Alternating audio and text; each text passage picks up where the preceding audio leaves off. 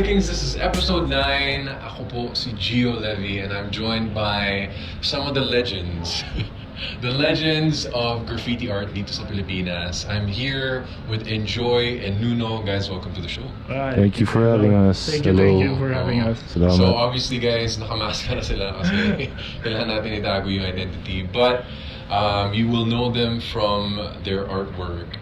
Actually guys, sa totoo lang, konti lang alam ko sa sa graffiti, sa tagging dito sa Pilipinas and in general. So for those watching that are not familiar with the art, that form of artwork, can you talk to us about it? Well, yung ginagawa namin is graffiti. Basically, word-based siya. So, more on letters. So, yung mga nakita nyo sa mga pader, like taggings and yung mga words na nakasulat dito sa Manila or sa buong Pilipinas or even Asian, over there. Yan, ano ba? Gago, hindi ako si Nakakat mo yun. Hindi, okay lang. Walang cuts to. Dire-diretso tayo. Oh no. I forgot. Ba't pa ako nag-maskara? Well, yun, sabi na niya, ganyan graffiti. Madami iba-ibang klaseng graffiti dun actually. Pero yung sa amin, yung I guess mas hilig namin gawin yung more on the illegal bombing side. Yeah. So, yun. Yung sa mga hindi nakakalam, yung I guess bombing is what you do is parang you try to get up or try to write your name as much as possible. And for as long as possible. That's pretty much it.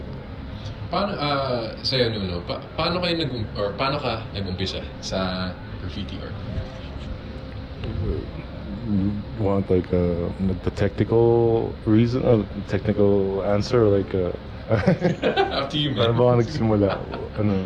Yun, parang Like, were you always an artist as a kid? Like, nagda-drawing ka, or you did calligraphy, or I you guess, painted? malig na ako sa cartoons tsaka comics nung bata. And, like, who wasn't?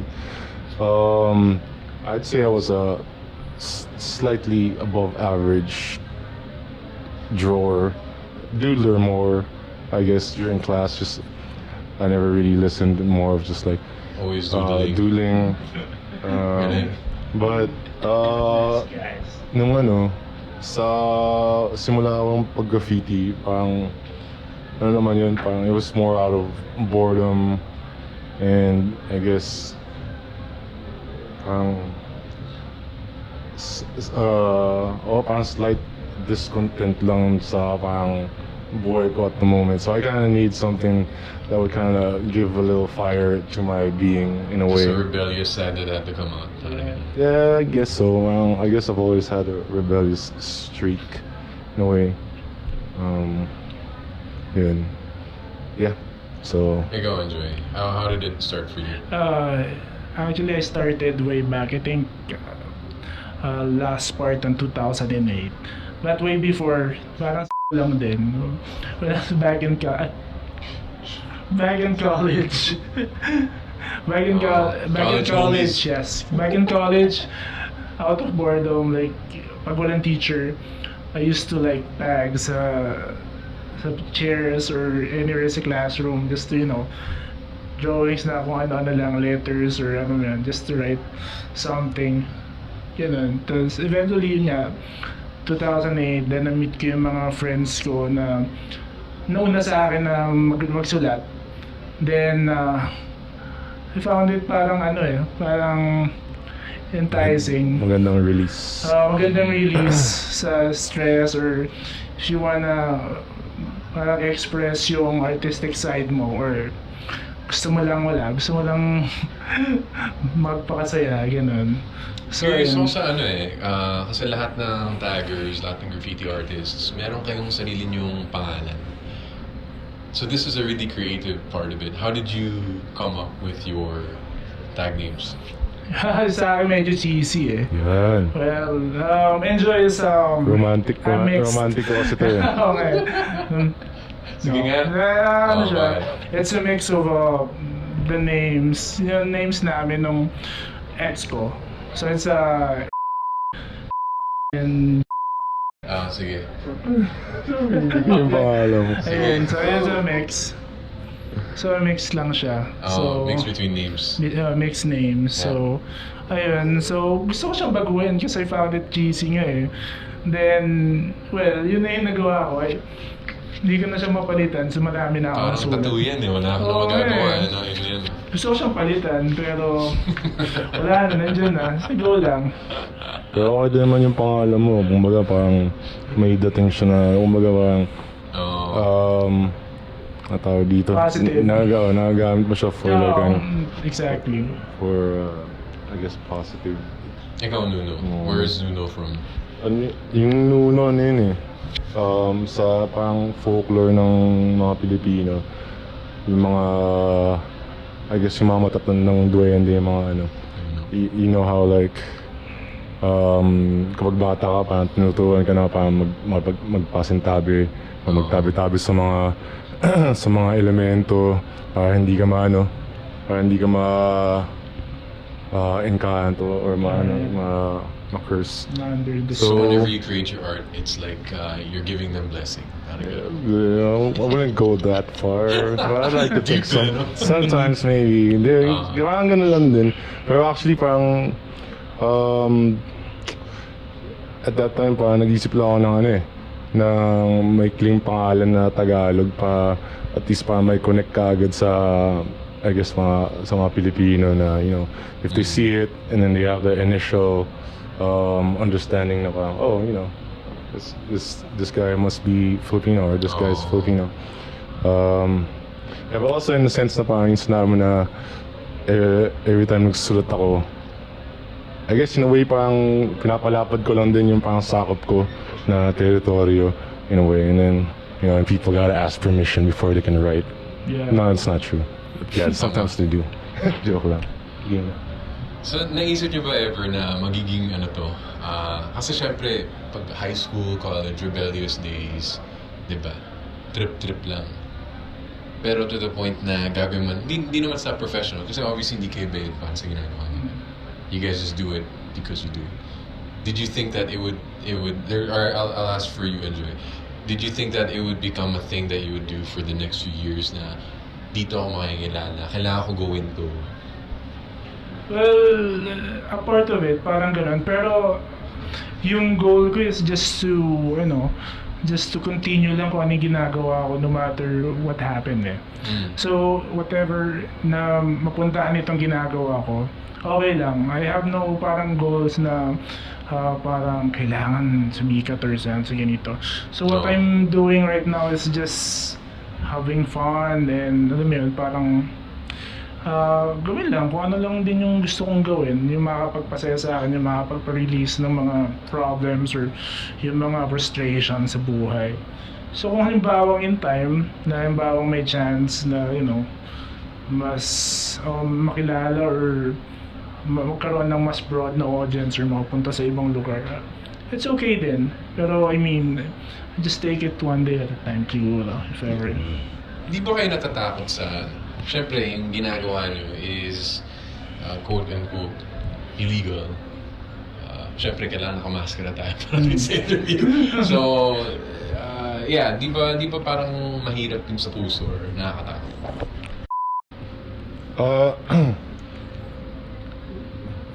Nakakatakot siya. Well, depende din kasi sa sa sitwasyon. Pero kapag nag-graffiti ka, medyo exposed ka din sa parang medyo high risk na mga sitwasyon. Yeah, habang ginagawa mo yung art mismo, you need a certain amount of time to finish. Di ba nakatingin ka? Pero basically, yun na yun eh. Kumbaga parang kaya mo nga din ginawa yung graffiti para hindi man yung rason. I mean, like, you don't do it to get scared. But sometimes, you know, it's part of it. It's it's part of it. If you don't do it, you might as well just stay at home and you know draw on your sketchbook. But that's pretty much what graffiti is. It's putting yourself at risk for your whatever it is that you want to do. I can't say that it's like the smartest thing to do, Pero it's, it's whatever. It's so far, well, madami na yung nangyayari siguro sa span ng namin. Pero wala lang. Siyempre kailangan matalino ka din. Parang wala ka man din galingan eh. Kailangan lupitan eh. Yeah. So, kasi kasama sa art and risk ng graffiti is visibility. Yeah. Diba? Kasi kung takot kayo, hindi lalagyan niyo yung graffiti niyo kahit saan natago, diba? Hindi kayo maano. Feeling ko kailangan mo lang maging ready sa lahat ng pwede mangyari. Diba? Habang ginagawa mo yung graffiti or, if you're bombing sa medyo risky na lugar. So, dapat lagi kang handa. And of course, if you're actually 2 or 3, magtitinginan kayo or mag-look out yung isa while ginagawa yung diskarte lang din. And then after that, if nagawa mo yun, yung fulfillment na alam mo yung parang euphoria, yung pakiramdam. Inuman na, pare. Bit nun tol, tapos pag tinignan mo siya, parang lalo na pag gabi mo siya ginawa, tapos umaga tinignan mo siya. Ang galing natin, man. Yung fulfillment, ibang level. Basically, parang ganun nga na parang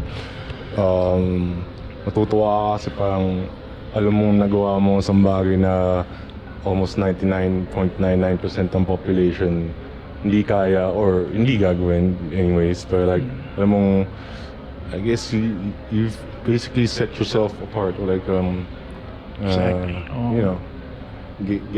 Gave yourself a way to shine in a dark, bleak world next. Is that the only reason you guys do it? Well... Ako gusto ko lang magpa-cool minsan din talaga. Actually, when you start doing graffiti, the main thing is just to put your name in. Alam mo, parang magpayabang lang. Diba? Pero I mean, as you go along, it's different eh. Yeah. So hindi nawawala yung pakiramdam na parang gusto mong medyo maangas. Pero I mean, as you go along, parang mas hinahanap mo na siya.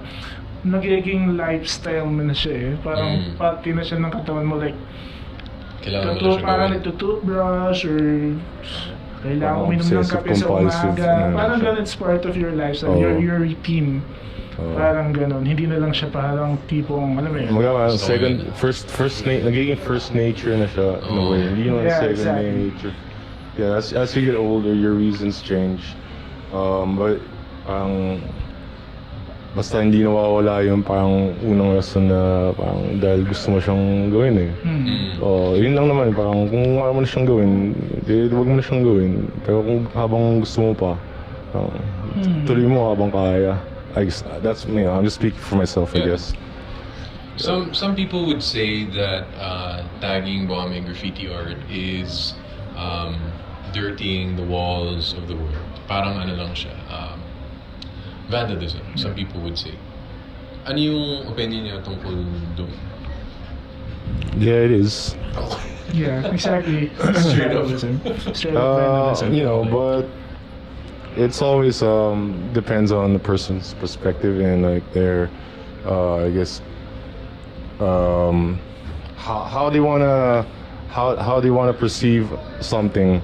It's easy to call something on a surface level as dirt and vandalism and like a nuisance, but if you can look past it and determine mo kung ano yung mga rason ng bakit na ginagawa ang mga bagay-bagay, makikita mo din na may ano siya may parang mas malalim siyang, I guess, tawag dito, appreciation, I think the graffiti that we do, it's both, it's dirtying and beautifying the streets. Because like a lot of times, kung sa mga kami nagpipinta, parang madumi na yun naman talaga siya. Yeah. So parang nilagyan na din namin ng kulay. And in a way, nandun siya. Parang bagay siya sa mga ganong klaseng lugar eh.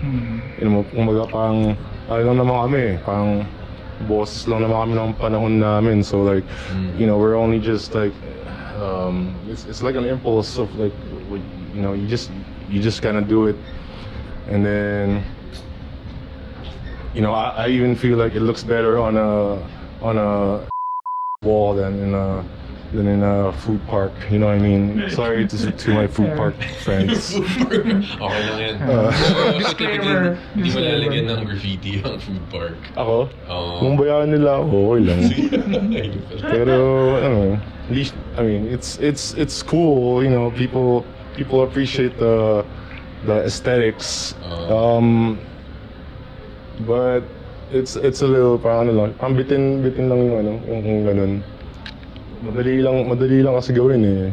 You know what I mean? So, Yeah, feeling yung level of difficulty towards dun sa ginagawa namin, aside from that na ginagawa legally, is way deeper, di ba? I mean, yung perspective kasi ng tao would say, for example, magandang pader, tapos lalagyan ng magandang art.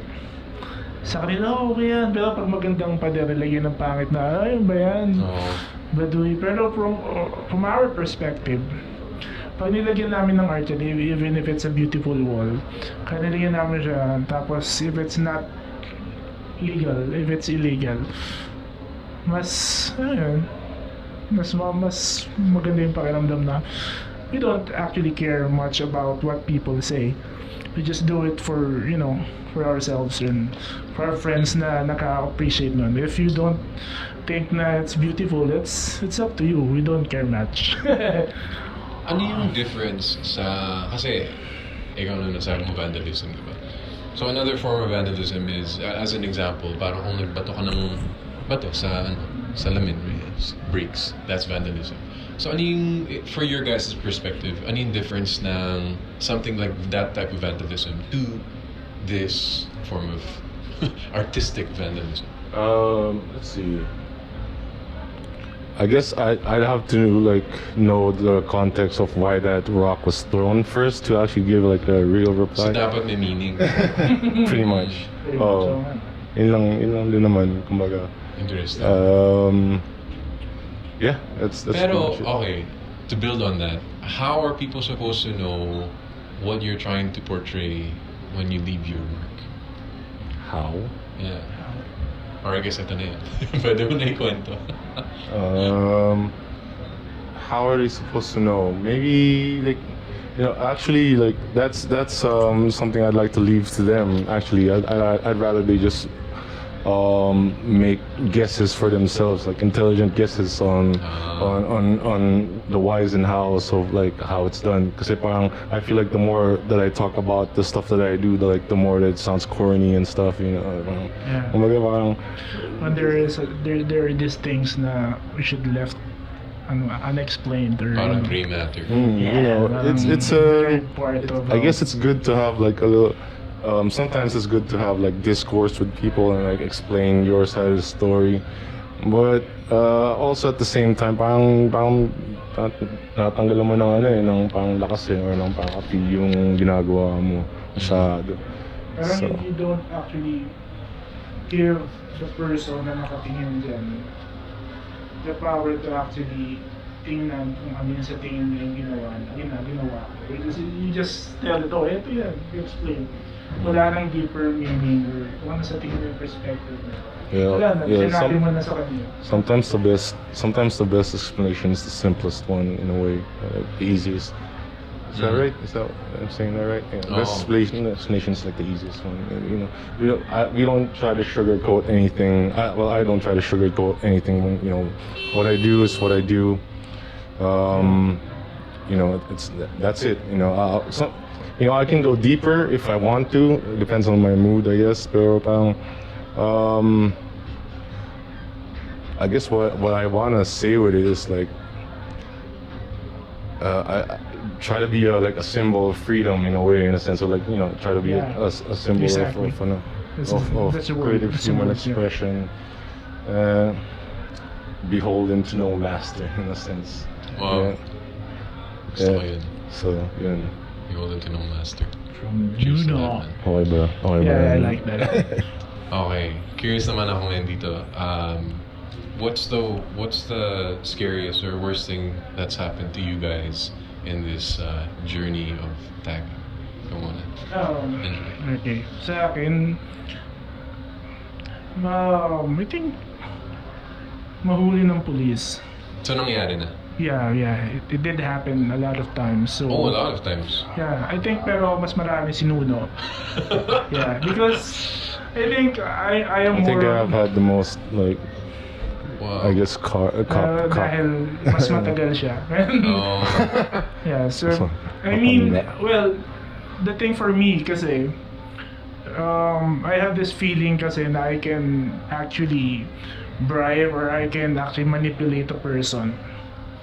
Like, for example, the police. So I can just tell the police, I asked for permission po, or I'm the owner of this lot. Well, yeah. I'm the This son, guy, or yeah. Yeah, can I speak to that about that for him? Like, Yeah. actually, parang, Magkasama ba kayo nito? Yeah, most of the time you're yeah, we paint a lot together because, like, Okay, you know, we're in the same crews, but like, I guess each writer has like their own specific skills also, like, and yeah. and like as you like go about painting, parang you kind of parang may mga nakukuha kang mga iba-ibang Styles, no? style. Tapos si Enjoy, kaya malupit siya kasi kaya niya kausapin kahit sino eh.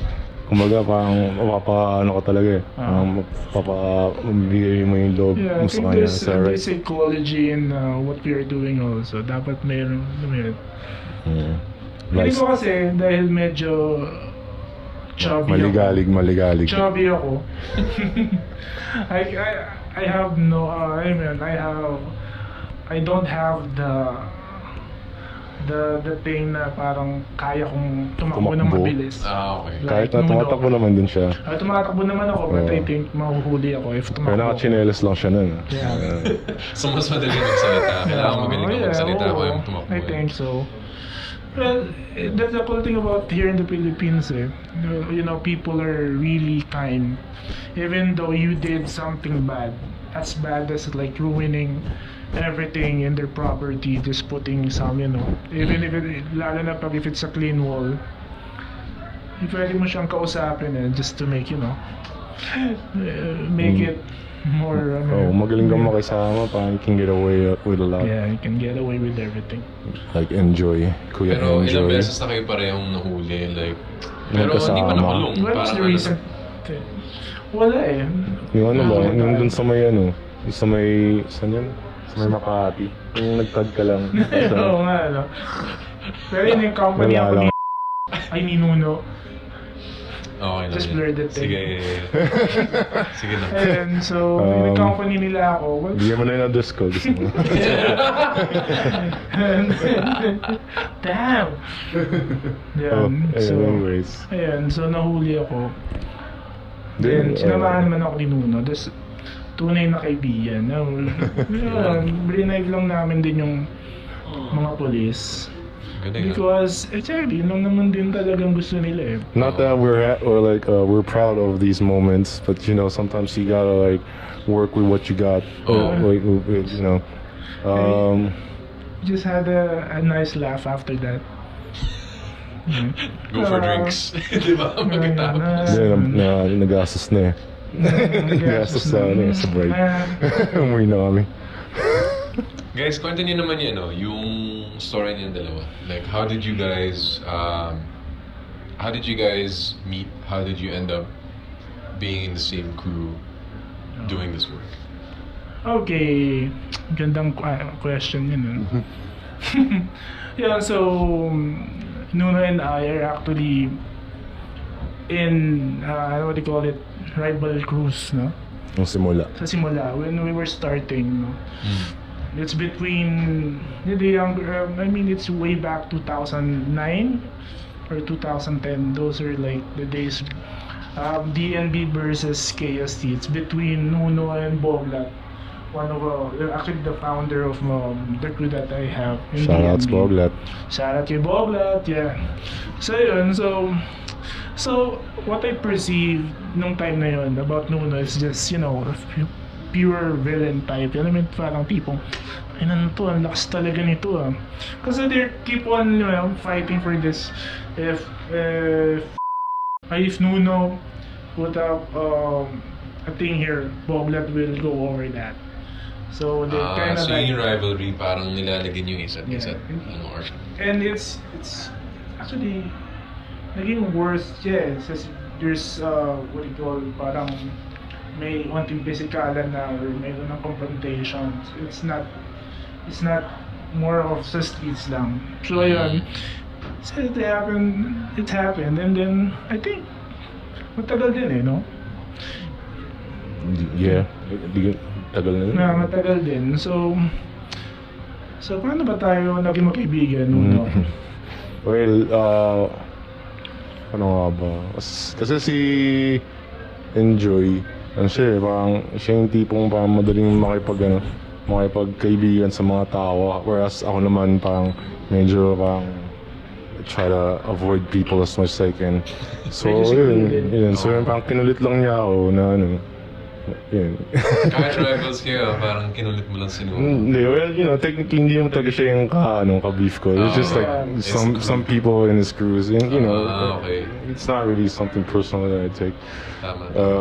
Pero parang malamang dito lang din kami nagkakilala nun sa expo. Parang dati nung mga nagsimula pa lang yung graffiti, parang expo din talaga yung parang medyo naging I guess hub ng mga graffiti writers, and like, you know, a lot of events happen here and stuff.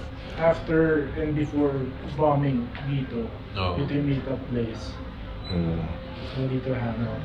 Yun, so wala, parang ano nga ba, tapos halos magkapit-bahay lang din kami nito eh, turns out. So wala na rin yung excuse. Geographically, magkakapit lang.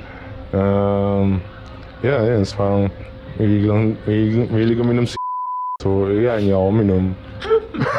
Ayun. Ayun, hindi na ganun kalakas uminom out mo kasi. Pero Yeah. So yung sa buhay nyo guys, doing this, does it affect your personal life? Does it affect like, syempre, you don't have to name names, but if you have family, if you have whatever it is, does it affect your personal life? Yeah, I think there's always an effect. It's either negative or positive lang naman. I think the negative part of that is that if you get caught or if you happen to be in a risky situation that you need to call your family or your mom or your dad, that's the negative part of it. But the positive side is more of the personal side. I mean, if you do this thing and if it benefits your whole personality, like for example, you have a work like Mondays to Fridays and you do it after work and then Saturday, Sunday, I think you always got this feeling always fresh. You exhaust everything na negative, then you actually have the positive energy to actually work on a daily basis or whatever. If you have your work, yun yung maganda. Well, nung simula, maybe until a little bit now, pero parang I guess my family, I come from like a pretty traditional family, you know, traditional thinking. So it was hard for them to grasp or comprehend the stuffs that I'm doing. Pero eventually, parang natanggap lang din nila na parang So wala. alam nila, tanggap nila. Na ganun Oo, lang kasi talaga. yun nga, tulad ng sabi, yung problema lang naman nila kasi parang yun nga, kasi parang you put yourself in these like illegal situations where you can easily go to jail for doing stupid stuff. Yeah. You know, and you can also get easily hurt if if you're always on like the streets. Yeah. So I guess parang yeah, I just try to stay safe in a way, and parang show them na parang hindi lang din wala lang yung ginagawa ko talaga. Kumbaga parang may sense para sa akin yung pagsusulat ko sa pader, kahit na parang minsan walang sense din talaga yung sinusulat ko. Yeah. Yeah. I actually got two more questions. This one just came to me. Pwede niyo i-run through yung step by step when you guys go and decide na ito yung pader na anuhin natin. Okay, anong oras tayo pupunta? Like, what's the thought process? What's the step by step procedure? Curious ako dun eh. Sorry, anong question ulit? How do we pick spots? Yeah, like when you find a spot, for example, parang yan na, babalik tayo dito ng ganitong oras, or like do you have to wait a week until you do it? Do you wait a day? Tapos pag nandun ka na, para 3 kayo, 4 kayo, do you know how much time you have, how large you're going to make it? Paano mo naisip lahat yun? Tansyahan mo lang din. It just comes with experience. Like you just gotta keep going out and paint, and then you'll find which spots are like easier to do than others, which ones need more planning, which ones will take more time, which ones will take. So iba-iba lahat? Oh yeah. Okay. Yeah, never the same wall, except if you're doing UP wall, that's always the same wall. Stop doing the UP wall, guys. So yun yung gamit na. Yeah, Yeah. have you been there? Like the spot near UP Town? Hindi ko pa na yun. Yeah, it's Hindi, the. joke lang. I actually enjoy. Behind UP Town ba? It's a parking. No, it's Nakita ko na ano, very- papunta.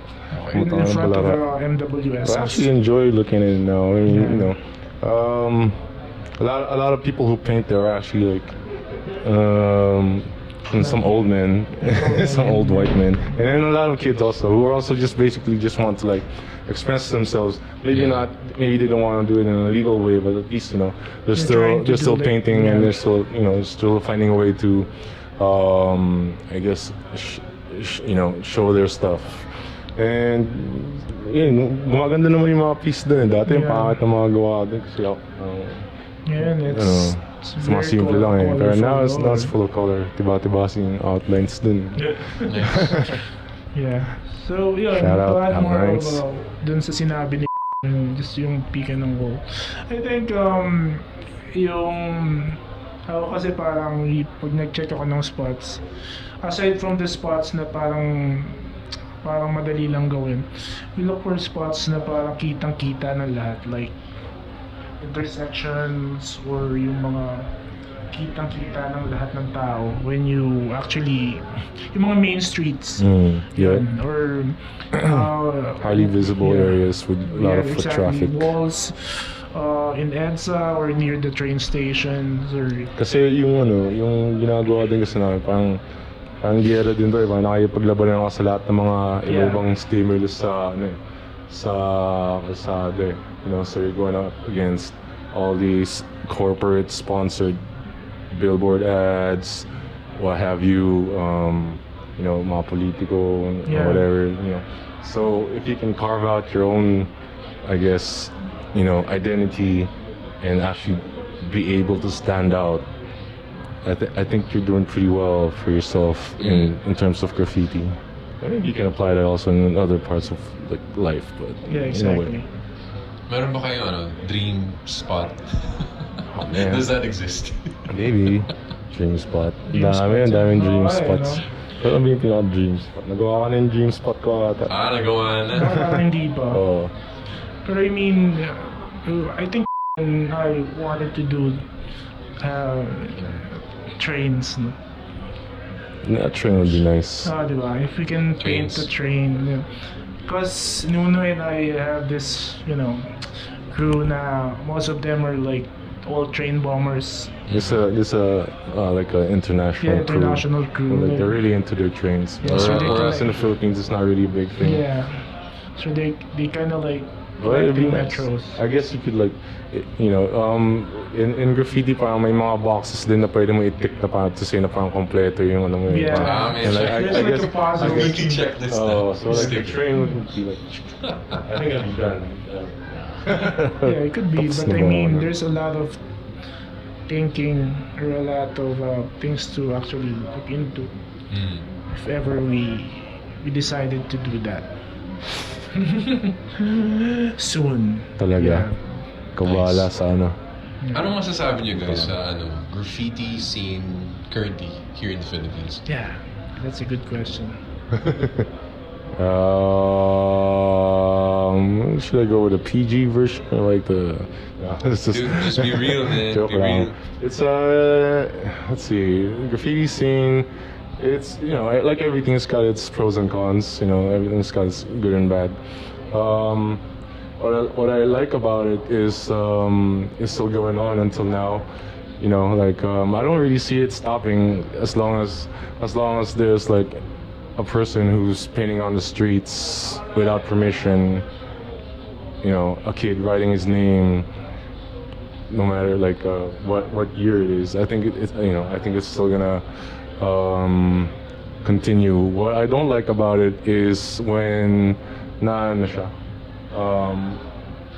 na oversaturate na siya ng mga you know, like once like the commercial corporate like get their hands on like something cool, they kind of like make it look corny. Like it eventually like ends up being corny, which is I guess parang you know, parang yun talaga yung natural state ng mga bagay. Eventually magiging baduy din yung graffiti. Maybe I don't know, but you know, people will find like another outlet if it does happen. You know, well, if they legalize graffiti, I'm sure nobody's gonna do any illegal graffiti anymore. I mean, what's the point? Yeah. You know. Good point. Yeah. So, yeah, I'm very happy with the kids right now who are bombing. You know, I mean, we for a while it was just very limited to just like me and enjoying like a few people. Like now, I see like the kids who are coming up and they're keeping on. I hope they stay longer. It also like it also kind of dun, parang test din siya pag parang medyo may edad ka na tapos parang nagagawa mo pa rin siya. Exactly. Kumbaga parang in graffiti din talaga para sa akin, it's a young man's sport, you know what I mean? Like Yeah, exactly. you It's can like always skateboarding, yeah, you you know. can always, and yeah, it's like the extreme games of extreme. visual arts. Yeah. It's like the X Games of visual. Anyways. Quotable yun. Oh, yeah. Yeah, but don't call me on that. That's kind of So yeah, exactly. And then because the kids, like the younger cats in the craft scene right now, is they kind of like eager to just prove themselves. prove themselves. But once you've proven yourself, what's next? You What's know what I next? mean? It's So it's also about maintenance and like attrition, longevity, battle of kasama. conviction. The good thing about the scene right now is that more and more kids are like doing this stuff. They don't care, man. Like they just do it because they want to do it, man. Yeah. And being one with the wall, just doing what you want to do is something that is priceless for us. Like even if it's a wall or a nice wall, ang pangit lang ngayon, like yun yan, sinabi ni Nuno, pangit lang is that more and more people are going into the scene and they actually going inside with the wrong intentions. Like these are what we call culture vultures. Culture vultures. Yes. So they're not in for what it is. They're just in for it because they want fame or they want money. They alam mo yun? Yeah. Not that like it's all entirely wrong. I mean, sure. Money and fame, Yes. it's also part of it, but like it's not like the main part. You know what I mean? It's not the main reason why you should be doing it. I feel like if you're making money off graffiti, you're doing it the wrong way. You know what I mean? Like, I don't see any way you should be making money unless you're selling your own merch. And that's fine if you can like survive off that. I think. As long as like you've put in the work and you've proven yourself and you continue doing that, man, by all means, like make money off your name. You deserve it. But if you're doing it and then, man, I don't know, I don't want to like bash anybody, but like. Don't need to say names, dude. Yeah, Go ahead. I'm never gonna say your name. Go ahead, bro. We got a long list of it. Nah, like if you're doing it for something else aside from fun, and you might wanna like rethink it. I don't. You're probably not gonna stop, but like just I don't even know why you have to listen to me, but anyways, that's just my 2 Yeah. cents. It's good. That's just our opinion. But I mean, pretty much. Last question for you guys. Advice you would give for the young ones, since nandito na tayo sa topic. With your experience, the years that you've done this, how would you either do it better or whatever advice you'd like to give? I think for the young generation or the younger cats, they just do it. Enjoy what they're doing. Just continue. Never stop. If you really want to pursue graffiti as something that is part of your lifestyle, of your life, just continue doing it with your heart, and continue to do it just because you love the craft that you're doing, not because of anything else. That's the thing. My advice is to always be safe. Well, Be aware of the repercussions of all your actions and be prepared to accept them. yeah. Stay in school for sure. Always like Don't do drugs. huh? Don't do drugs. Stay in school but do drugs. No. But I think yeah. Basketball, you can do basketball and drugs at the same time. It's happened. See. But like stay in school, like don't be such a problem for your parents, try to be a good son or daughter to them, and eventually just stick to what you believe is right for yourself, and eventually you'll I don't know, maybe it'll work out, maybe it won't, but at least parang wala kang regrets in a way. No regrets. Yeah. sweet. Yes. Thanks, guys. Yes. Yeah, thank you, Salamat. man. Thank you. Thank you very much po. Cheers, bro. Cheers. Creative Philippines.